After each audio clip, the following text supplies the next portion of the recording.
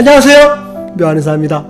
아토피비염 아이들을 진찰하다 보면 어머님들이 굉장히 미안해하는 경우가 많습니다. 아토피비염 아이를 낳았고 그리고 아토피가 되도록 잘못 길렀다, 이런 죄책감들이 존재하는 것 같아요. 그래서 관리도 잘못해서 아이가 이렇게 됐구나라는 그런 짠한 마음들이 존재하거든요. 그래서 아빠보다는 엄마가 굉장히 마음이 아파하는 경우가 굉장히 많습니다. 그런데 아토피비염이 과연 유전이 될까요? 아토피는 엄마 탓일까요? 이거에 대해서 한번 생각해 볼 필요가 있어요. 결론부터 말씀드리면 아토피비염이 유전이 되는 경향성을 갖고 있습니다. 그런데 유전이 되는 측면도 있고 유전이 되지 않는 측면도 있습니다. 두 가지 측면이 있다는 걸 반드시 고려하셔야 될 것 같아요. 이게 무슨 얘기냐면 아토피비염은 알레르기성 만성 습진이라고 그랬죠. 즉 알레르기 요인에 대한 그런 부분들을 분명히 고려를 해주셔야 돼요. 알레르기인자라는 건 뭐냐면 환경적인 요인, 시기적인 요인, 그죠? 이런 것들이 항원항체 반응을 통해서 우리 몸에 침투하는 거죠. 그래서 염증 반응을 일으키는 겁니다. 그래서 알레르기를 일으키는 거죠. 그래서 가렵고 콧물이 나고 이런 것들, 알레르기 비염, 천식 이런 것들이죠. 이게 바로 피부에서 발생을 하는 게 이제 아토피비염에서 알레르기 인자고, 그리고 만성 습진의 인자가 있어요. 만성 습진은 뭐냐면 화폐상 습진, 지루성 비염, 그죠? 만성 습진 이런 것들이 습진인데 피부에 열린 상처를 일으키면서 피부가 가렵고 붉어지고 따갑고 진물이 흐르는 그런 과정들이 존재한다는 거죠. 근데 아토피비염은 알레르기 인자와 만성 습진 인자가 결합이 돼서 상호작용을 하는 겁니다. 알레르기 인자가 커져도 피부염이 심해지고 피부염이 심해져도 알레르기가 심해지는 거거든요. 실제로 그래서 알레르기 검사를 했는데 알레르기 인자는 안 나오지만 아토피가 심한 경우들도 있어요. 이건 뭐냐면 뭐에 반응하는지 모르겠지만 대부분 반응하는 거죠. 그리고 또 하나는 피부를 긁어서 염증 반응이 심해지는 경우에 아토피 스스로가 더 심해지는 경우들이 많죠. 이건 소아 아토피 같은 경우에 흔하게 발생을 하는 거죠. 긁어서 아토피가 점점점 심해지는 경우가 많죠. 왜 그러냐면 긁어서 피부가 열린 상처로 존재하기 때문에 그 사이로 뭐가 들어와요? 알레르기 인자가 더 많이 침투하는 거죠. 그래서 아토피가 자가증식을 하는 그런 경우가 존재한다고 보시면 돼요. 그러면 아토피가 과연 유전이 되는 걸까요? 최근 연구 동향을 보게 되면 이제 아토피 피부염 중에서 필라그린 유전자라는 게 있거든요. 이게 막 단백질을 합성하는 건데 피부 장벽을 이루는 단백질을 합성하는 그런 유전자인데 이 유전자가 알레르기에 쉽게 반응하는 유전자라는 거죠. 쉽게 말하면 알레르기에 취약한 체질, 알레르기에 민감한 체질이라는 유전자가 우리 몸의 유전을 통해서 들어온다는 거죠. 그래서 그 변이 유전자를 연구하는 게 최근 성향이거든요. 그래서 필라그린 유전자 분석을 통해서 아토피 피부염의 원인이 되는 알레르기에 취약한, 즉 환경적인 요인에 피부가 쉽게 반응하는 유전자를 찾는 그런 과정이죠. 그래서 실제로 찾기도 하거든요. 근데 이게 바로 문제가 뭐냐면 이게 환경적인 인자에 의해서 피부가 반응한다기보다는 사실은 습진의 경향성이 유전된다는 그런 게 더 맞을 것 같아요. 무슨 얘기냐면 아토피 피부염 같은 경우는 과거에 있었나요? 200년 전, 300년 전, 400년 전에 아토피 피부염 있었나요? 수천 년 동안 그저 환자분들을 기록한 그저 의안들이 존재하게 되는데 여기에 찾아보면 아토피 피부염과 유사한 피부염에 대한 기록은 없어요. 화폐상 습진에 대한 기록도 있고 지루성 피부염에 의한 기록도 있고 두드러기에 의한 기록도 있고 전부 다 있는데 아토피비염처럼 알레르기 성향을 보인다라는 그런 질환들에 대한 기록은 존재하지 않거든요. 즉 아토피비염은 최근 현대 사회를 들어서면서 생긴 질환이라고 보시면 돼요. 그러면 아토피가 언제부터 유전됐느냐? 그죠? 신생질환이라는 얘기거든요. 과거부터 유전된 게 아니죠. 여기서부터 풀이를 하셔야 돼요. 무슨 얘기냐면 아토피비염이 유전되는 건 습진의 경향성이 유전된다는 그런 부분이 크다는 얘기죠. 즉 뭐냐면 지루성 피부염은 유전이 잘 되거든요.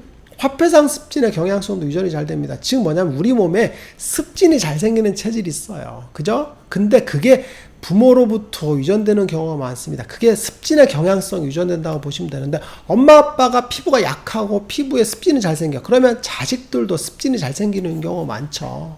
똑같은 경우가 건선이죠. 엄마 아빠가 건선이야. 그러면 자녀분이 건선이 생기는 경우들이 꽤 높거든요. 그런 경우들도 마찬가지로 건선의 경향성, 즉 인설성 질환의 경향성을 굉장히 많이 받게 되죠. 그런 것들이죠. 즉 엄마 아빠가 피부가 습진의 경향성을 잘 보이는 경우에 그죠? 자녀분들이 습진이 잘 생기는 건 옛날부터 있던 사실입니다. 거기에 환경적인 요인들이 빵 하고 결합됐다라는 게 아토피가 유전된다라고 보시는 게 맞습니다. 즉 습진의 경향성 유전이 잘 되는 게 맞아요. 거기에 환경적인 요인들의 인자가 노출이 잘 되는 거죠. 그래서 제가 일전에도 아토피는 어떻게 만들어지느냐에 대한 이야기를 했잖아요. 즉 어린 시절에 그죠, 영아 습진이 생기게 되겠죠. 신생아 습진이 생깁니다. 그러면 피부가 짓무르죠. 이걸 보통 흔히 태열이라고 하거나 그죠, 아니면 비립종, 신생아 여드름, 신생아 지루성 피부염, 그죠, 관찰증, 이런 것들 형태로 피부가 열린 상처가 되죠. 대표적인 게 습진이죠. 열린 상처가 된 사이로 어떻게 되겠어요? 그죠? 알레르기 인자가 들어오죠. 흔한 게 음식물 알레르기죠. 음식을 먹는데 그 조리 과정에서 나온 음식물, 그죠? 찌꺼기들 같은 것들이 공기를 통해서 혹은 엄마들이 만져서 이렇게 침투하는 거죠. 그러면 아이가 알레르기 반응을 일으키는 거죠. 그래서 아토피화 되는 거죠. 그래서 아토피 피부염은 열린 상처를 통해서 알레르기가 들어왔기 때문에 아토피 피부염으로 변화된다라고 보시면 되죠. 그래서 아토피는 만들어진다고 했잖아요. 똑같은 경우입니다. 똑같이 습진의 경향성을 갖고 있는데 환경오염 인자에 노출이 잘 되는 환경 속에서 던져지게 되면 아토피가 잘 생기는 그런 경우라 보시면 될 것 같아요. 그래서 아토피 피부염 유전되는 측면은 습진의 경향성이 더 크다라고 보시면 될 것 같고, 외부적인 인자에 의해서 악화되거나 그죠? 이런 영향들을 같이 받게 되겠죠. 왜 이 문제가 중요하냐면 아토피 피부염은 치료가 되느냐 안 되느냐에 대한 그런 부분들이 되겠죠. 무슨 얘기냐면 아토피 피부염 유전이 된다고 한다면 실제로는 치료율이 굉장히 낮아져야 되고 치료가 안 된다라는 결론을 보이겠죠.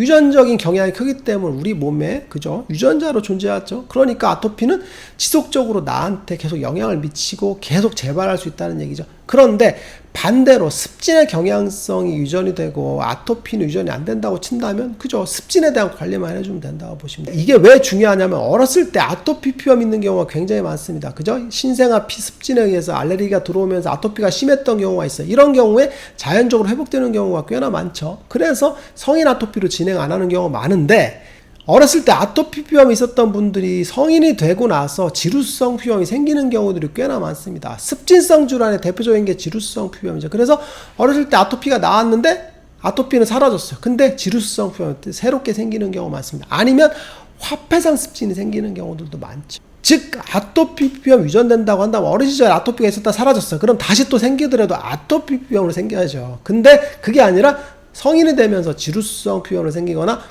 화폐상 습진으로 생기는 경우가 굉장히 높죠. 즉 뭐냐면 습진이 자체가 존재하는 그런 몸이 있다라는 것이고, 그게 바로 습진의 경향성이다라고 보시면 될 것 같아요. 그래서 결론적으로 말씀드리면 아토피 피부염은 습진의 경향성이라는 그런 부분들이 유전이 되는 상태에서 내가 습진이 잘 생기는 몸을 갖고 태어난 거죠. 그 상태에서 환경적인 요인에 의해서 혹은 음식물 요인에 의해서 혹은 알레르기가 잘 침투할 수 있는 그런 새집증후군 같은 조건들에 의해서 내 몸에 알레르기가 폭발적으로 들어오는 조건들이 만들어지는 거죠.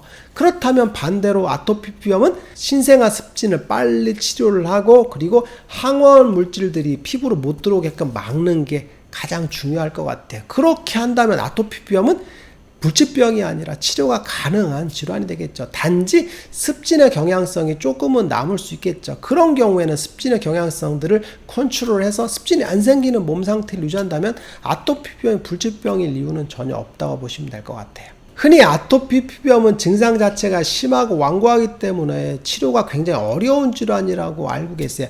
물론 증상이 심한 경우에 치료가 어려운 질환인 건 맞습니다. 그런데 아토피 자체가 치료가 어렵다기보다는 아토피 피부염을 방치함으로써 그만큼 피부 상처가 더 많아지고 피부가 정체되고 태선화되고 하는 과정에서 알레르기 물질들이 너무 많이 들어왔기 때문에 내 몸에 알레르기가 가득 차버린, 그리고 피부 자체가 정체된 상태가 너무 심해져 버린 그 상태 자체가 아토피 피부염을 치료를 어렵게 한다고 보시는 게 맞을 것 같아요. 아토피 피부염은 습진의 경향성을 치료해주고 그리고 환경적인 요인들을 차단해주게 되면 치료가 가능한 질환이 속하거든요. 그런데 너무 심하게 되면 정말 치료가 오래 걸리는 그런 경우들을 굉장히 많이 보게 됩니다.